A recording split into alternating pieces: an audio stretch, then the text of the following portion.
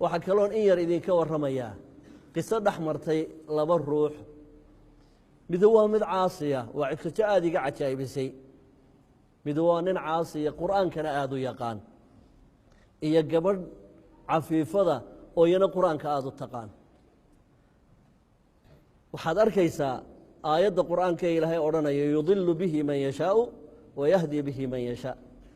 ninkanuu aayado qur'aanuu ku haasaawaya gabadha kula haasaawaya iyana aayado qur'aanay ku difaacaysaa markii ugu horraysay waa nin faqiira ninkani gabadhan ayaa soo agmartay gabadhana waa gabadh aad iyo aad ilaahay u qurxiyey markaasuu ninkii la yaabay ilaahay gabadhan quruxduu siiyey markaasuu aayad qur'aana soo qaato oo wuxuu yidhi wazayannaaha linnaadiriin buu aqriyey waxaanu u qurxinay dadka daawanaya faqaalat markaase waxay ku tidhi waxafidnaaha min kulli shayطaanin rajiim shayطaan kastoo rajiima ilaahay waa ka ilaaliyey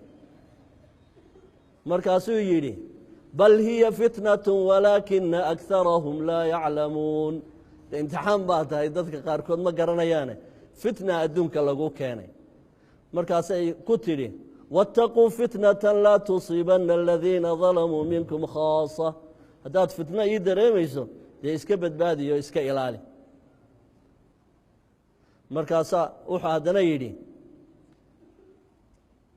nuriidu an na'kula minha wataطma'ina quluubuna waxaan rabnaa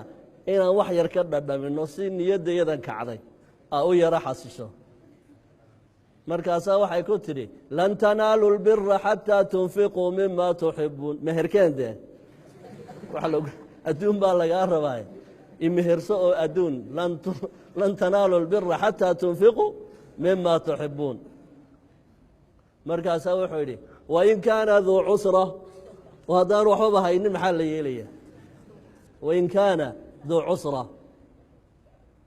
markaasaa waxay ku tidhi xataa yugniyahum allah inta ilaahay hani yeelaya ha iska sugaan markaasuu haddana uu yidhi wاladiina laa yajiduuna maa yunfiquun haddaanu haynba wuxuu bixiyana qaalat ulaa'ika canha mubcaduun hadduu faramaran yahay tan oo kale ilaahay waa ka fogey faxmara wajhuhu qadiiba waqaala alaa lacnat اllahi calىa nisaaءi اlardi ajmaciin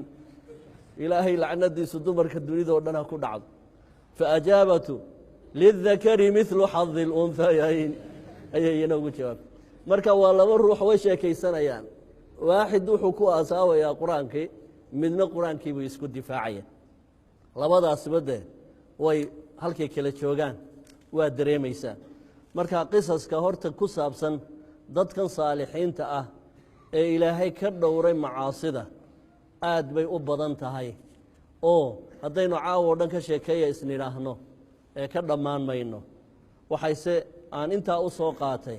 dadkii aan nebiyaalka ahayni siday macaasida uga dhowrsan jireen iyo marka ilaahay uu ka ilaaliyey ifkaba sida ilaahay ugu gargaaray tabaaraka wa tacaala ay ugu liibaaneen iyagoo nebiyaal ahayn maantana wakhtigan lagu jiro waa wakhti alfitna weliba zamankiinani dadka ku soo beegmee dhallinyaradii waa dad aad iyo aad u nasiib daran aad iyo aad u ayaan daran ilaa man raximahu اllah nin ilaahay u naxariistay mooyaane nin kalena ka badbaadi kari maayo oo waxay ka dhigan tahay ruux intaad biyo ku riday badweyn aad tidhiyay barbiyihii ku taabanin macquul meet badweyn buu ku dhex jiraa haddana waxaad maxaanku idhaha ku xujaysay barbiyihii ku taaban waxaan dhici karay